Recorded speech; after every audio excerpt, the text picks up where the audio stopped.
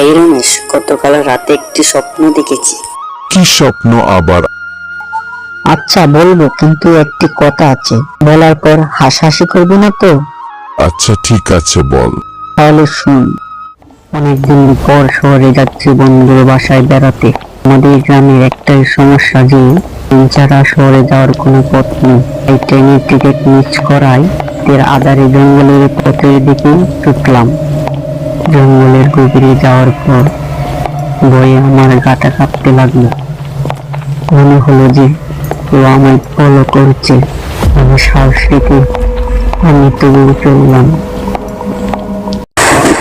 ওই দেখা যায় কেউ একটা আসছে, ওর গাল মটকাবো। অনেকদিন হয় রক্ত খাই না, আজকে ওর গাল মটকাবো।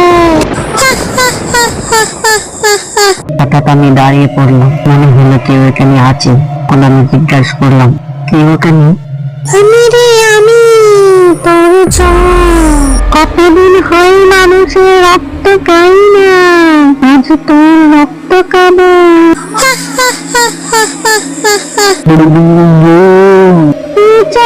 পালাচ্ছিস কোথায়? তারা হা হা হা।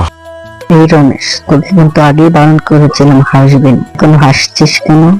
হাসবো নাকি কাঁদবো? তোকে স্বপ্নে ভূতে দৌড়াই, এটা কি হাস্যকর না? তোর এই স্বপ্নের কথাটা যার কাছেই বলবি সেই হাসবে।